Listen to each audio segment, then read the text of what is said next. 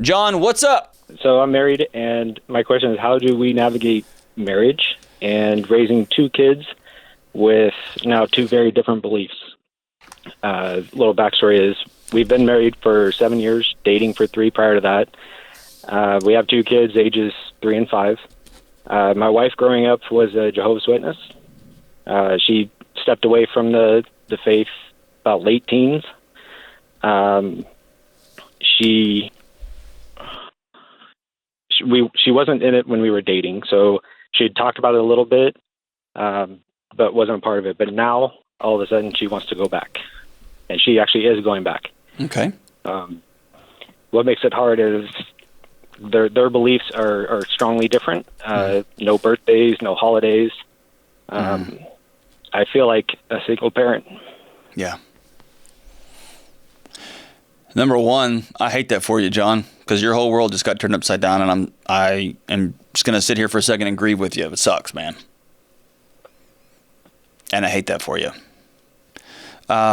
What conversations did you and your wife have leading up to this? Does she just come in one day and lay this on you? Has she been thinking about this? Has there been challenges in your marriage, or is this just out of the blue? She's mentioned it before, and I think a big push is her mom, okay, who's not around. She's East Coast, so we're West Coast. Her mom is a big influence on her, and so I think COVID is also another issue. She brought that up, saying that she started talking about prophecies and how things are starting to come true, and the faith she wants, what they believe in to happen for her and the kids. Mm-hmm. She would like me to join in on it, and I'm just not. I don't agree with that. Right. Hey. So, what do you want to do? That's where I'm stuck. We love each other. We're married. We're in it for the long haul. But okay. Now it's our way of life is turned upside down, and I just don't know what to do going forward. Okay. For those not listening to this who aren't in these universes, I want to spell a broader picture. Often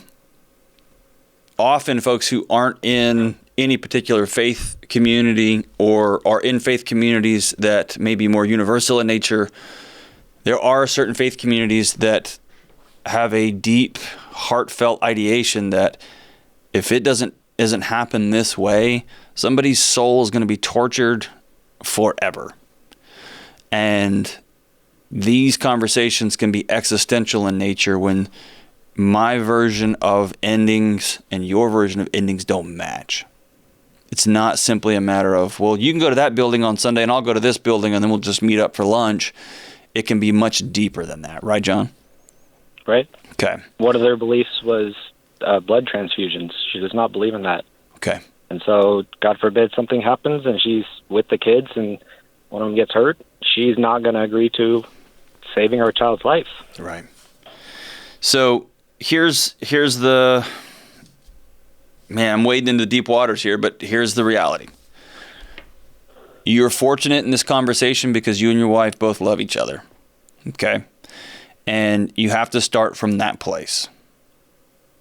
And you need to have a conversation that is less about religion, less about beliefs, and more about how are we going to honor and take care of these kids while she makes this big transition, while you come to terms with what your new relationship is going to look like and what the day-to-day is going to look like, what the week-to-week, what the month-to-month, year-to-year is going to look like.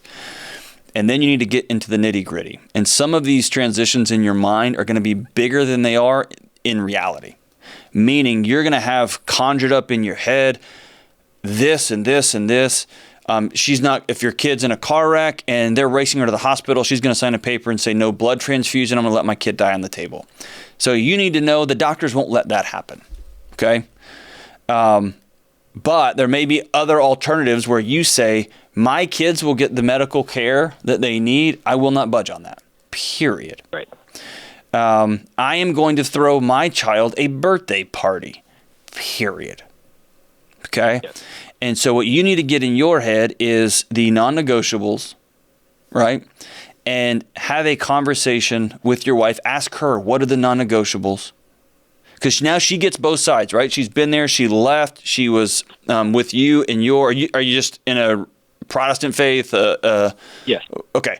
So she's been in that world, and then she transitioned out. My guess is she's going to transition again in a number of years, right? She will move around in these conversations. And so what I want you to do is to have your non-negotiables, have her non-negotiables, and y'all sit down and talk through them. Okay? If you find a situation where your kids aren't safe, you've got a bigger problem, okay? Right. Or you believe your kids aren't safe. You have a larger issue here. If my guess is it's not going to be the case. Correct. It might be, but probably not, okay? My guess is there's going to be a lot more similarity than you think. And the rug got pulled out from under you in a pretty significant way. And my guess is she's hurting too. She's trying to figure this out as well. So, number one, you're going to get there in love. You're going to figure out what is best for our kids. And then you're going to continue to double down on connection and see if there's any sort, and I may be nuts here, but any sort of compromise moving forward, right? And it may be no holds barred. I am taking my kids to this place. We are doing this thing, at which point you and her need to go see a marriage counselor immediately, because then your marriage is going to be on life support, okay?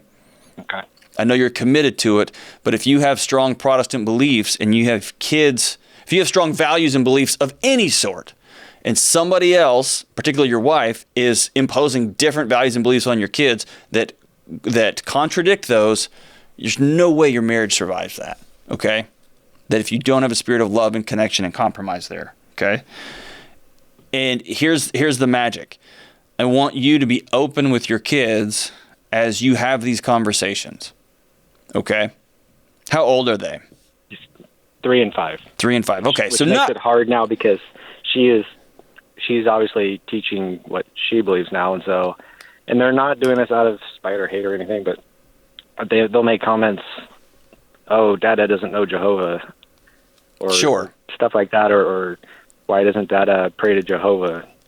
They're innocent kids, but that's her teaching them this stuff, and it's hard. It's hard to sit at the dinner table and do that. It is, and if it aligns with your values and beliefs, you need to let her know that I'm also going to tell this story. One about Jesus, one about who I believe in, one about who I believe how this narrative plays. And it's going to feel like you're going to throw these kids into a tizzy and they're not going to know up from down and side to side. You're not. They're going to hear the integrity in your voice. You're going to hear the integrity in your wife. And they're going to hear two adults approaching a problem, having different outcomes, but they're all going to be rooted in connection there. Does that make sense?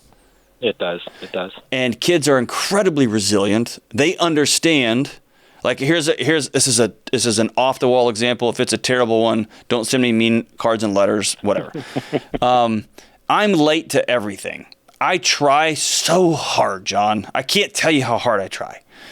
My wife is 15 minutes early to everything. Okay, and it drives me crazy that we leave that much time on the table. We just get somewhere and we sit and people are still filing in. And it drives her crazy that we are always running in and we're always late, right?